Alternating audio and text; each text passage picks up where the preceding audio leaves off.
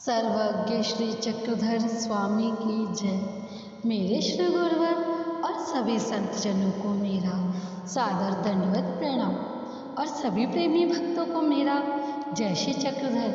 तो आइए आप सभी प्रेमी भक्तजन मिलकर उत्तरार्ध की लीला का चिंतन कीजिए। उत्तरार्ध की लीला है सारंग पंडित को दर्शन स्थानांतरण विधि समझाना। लीला क्रमांक 31। सर्वज्ञ श्री चक्रधर भगवान का खड़कुली में निवास था। होलिका पर्व पर सारंग पंडित पैठर से भगवान के दर्शनार्थ यहाँ आए। वे अपने साथ बैल पर सामान लाद कर लाए थे और एक घोड़ा उनके साथ था। इस प्रकार वे पर्व पर भगवान को भोजन कराने का सामान आदि लेकर पूरी तैयार के साथ आए थे। भगवान के दर्शन कर उन्होंने दंडवत प्रणाम किया। फिर उस दिन फाल्गुन पूर्णिमा का दिन था। भगवान बाहर बरामदे में बैठे हुए थे। उस दिन भगवान को स्नान कराकर उनके सारे शरीर पर चंदन का लेप किए हुए था। फिर भगवान को शाम के समय सुंदर पूजा अवसर किया गया। फिर भगवान ने सभी भक्तजन और आगत अतिथियों के साथ भोजन किया। इस पर भगवान ने आसन पर विराजमान होकर सारंग पंडित से कहा, आप लोग बहुत सा सामान बैल और घोड़ा लेकर यहाँ आए हो। हम तो इस जंगल में रहने वाले हैं। तुम सावखेड़ा गांव में जाकर रहो, तुम्हारा वहाँ रहना ही ठीक होगा। इस पर सारंग पंडित ने कहा, भगवान आप क्यों ऐसा कह रहे हैं? आप तो ईश्वर पुरुष हैं और आपके होते हुए हमें यहाँ किस व्यक्ति का भय हो सकता है। इस पर भगवान ने समझाते हुए कहा, तुम्हारा यह कहना तो सही है कि हम ईश्वर पुरुष हैं, पर फिर भी कुछ व्यवहारिक सीमाएं होती हैं। और दूसरी बात यह है कि यहाँ तुम ठीक से सो नहीं पाओगे। तुम अच्छे घर के संभ्रांत व्यक्ति हो, इसलिए आप लोग गांव में जाकर निवास करें। यह बात व्यवहारिक रहेगी। हमारा क्या, हम तो जंगल में रहने के आदी हो गए हैं। इस प्रकार भगवान की बात मानकर सारंग पंडित सावखेड़ा गांव में चले गए और वहां जाकर वे येलम भट्ट के घर जाकर रहे। सारंग पंडित के चले जाने के बाद उपाध्याय ने उचित समय पर वहाँ पथरीली जगह पर होलिका दहन की तैयारी की। बाईसा ने उन्हें एक बड़ा सा तसला दिया। यह उपाध्याय का काम है और यही व्यक्ति व्यवहारिक दृष्टि से अच्छी तरह काम कर सकता है। समय पर भगवान भी उसी स्थान पर पहुँच गए। भगवान ने दुपट्टे के दोनों किनारों को श्री मुकुट पर रखा। भगवान के संपूर्ण शरीर पर चंदन का लेप किया हुआ था। भगवान थोड़ी देर तक होलिका दहन को देखते रहे। फिर वे गुफा में चले गए। थोड़ी देर बाद भगवान जी सो गए। लीला का हेतु है, सारंग पंडित पैठर से होलिका दहन के पर्व पर भगवान के पास आए थे। वे अपने साथ खाने के पदार्थ बैल पर लाद कर लाए थे और स्वयं घोड़े पर सवार होकर आए। उस दिन शाम के समय जब भगवान ने आगत सभी भक्तजनों के साथ भोजन किया, तब भगवान आसन पर विराजमान थे। उन्होंने सारंग पंडित को समझाते हुए कहा कि तुम सावखेड़ा गांव में जाकर रात को निवास करना। यह जंगल है। यहाँ भगवान ने मानव शरीर धारण करते हुए उसकी व्यवस्था को बनाए रखने के लिए उन्हें गांव में भेज दिया, अन्यथा वह परमेश्वर सब रक्षा करते हैं। फिर भगवान ने उपाध्याय के द्वारा होलिका दहन विधि संपन्न करवाई। इसमें भगवान का हेतु था कि उपाध्याय बाईसा और भक्तजनों के उससे संबंधित देवता के लेपों का नाश करने का। होलिका दहन तामस क्रिया थी।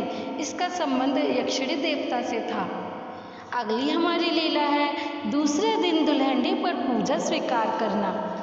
लीला क्रमांक 32। फिर दुल्हनडी के दिन बाईसा माता ने भगवान को प्रातःकाल का पूजा अवसर किया। भगवान के शरीर पर सुगंधित उपटन लगाया। ऊंचे पाठ पर भगवान की पूजा अर्चना करके बिठाया गया था। इतने में गांव के सभी लोग, सारंग पंडित, दादो सादी, भक्त लोग बाजे गाजे के साथ आए। सबने बारी बारी से सुगंधित उपटन, चंदन आदि लगाकर स्नान कराया। फिर भगवान के शरीर पर उत्तम प्रकार का चंदन लगाया।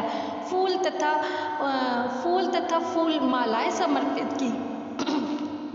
सुगंधित पदार्थ शरीर पर लगाए। भगवान की पूजा अर्चना की। मस्तक पर तिलक लगाया। गले में हार पहनाए, भगवान के शरीर पर सुगंधित पदार्थों का छिड़काव किया। फिर भक्तजनों ने मिलकर भगवान को पान फूल समर्पित किए, उनके श्री मुकुट पर पत्र पुष्प समर्पित किए। उसके बाद भगवान वहाँ पर पहुँचे जहाँ रात को होली जलाई जाती थी। उस समय भगवान ने नीले रंग की पगड़ी पहनी हुई थी, उनका तुर्रा ऊपर निकला हुआ था, दुपट्टे के दोनों किनारों पर श्री मुकुट पर धारण किया। फिर भगवान ने पैर के अंगूठे से आग की राख को ऊंचे स्वर से बोलते हुए अपने मस्तक पर लगाया। उसके बाद भक्तजनों ने एक दूसरे पर राख मिट्टी से खेलना शुरू कर दिया। इस प्रकार एक पहर यानी कि 3 घंटे तक दुल्हनडी का ये खेल चलता रहा। उसके बाद भगवान ने सबसे कहा अब बस करो। इसके बाद भगवान जी गुफा की ओर चले गए। वहाँ सबने भगवान को उपटन लगाकर स्नान करवाया, उसी में फिर और उपटन डालकर भक्तजनों को दिया। उन्होंने फिर गोदावरी के किनारे पर उपटन मल कर स्नान किया। लीला का हेतु है, दूसरे दिन दुल्हनडी का त्यौहार था। उस दिन सारंग पंडित, एलम भट्ट, दादोस आदि गांव के अन्य प्रमुख महाजन वहां भगवान के दर्शनार्थ आए। उन्होंने भगवान को होली का त्यौहार संपन्न किया। सारंग पंडित ने भगवान की पूजा अर्चना कर उन्हें भोजन खिलाया और भजन के कारण सारंग पंडित को मुख्य माया का सुफल प्राप्त होगा। निर्हेतुक भोजन के कारण उन्हें अगली सृष्टि में भगवान से प्रेमाधिकार प्राप्त हो सकता है, क्योंकि इस सृष्टि में प्रमाद के कारण प्रेम साधन प्राप्त नहीं हो सकता। इस सृष्टि में भगवान की कृपा से उन्हें नरकों में जाने नहीं दिया जाएगा। आगे उन्हें तनु साधन और देव विद्या प्राप्त होगी। तनु साधन अर्थात देव विद्या प्राप्त होगी। इसके उपरांत भगवान वहाँ से गए जहाँ रात के समय होलिका दहन हुआ था। वहाँ जाकर भगवान ने पैर के अंगूठे से वहाँ पड़ी राख को ऊपर की ओर फेंका। भक्तजनों को भगवान के दर्शन का पुण्य लाभ प्राप्त होगा। अगली हमारी लीला है होली के पर्व पर स्नान प्रसंग में दादोस के शिष्यों को समझाना। उत्तरार्ध लीला क्रमांक 33। इसके बाद नागदेव आदि अन्य सभी उपस्थित भक्तजन गोदावरी पर स्नान करके वापस आए। उनके साथ ही दादोस भी गंगा पर ही स्नान करके आए। तब भगवान ने दादोस से पूछा, तुम स्नान गंगा पार करके आए हो कि अपने निवास से?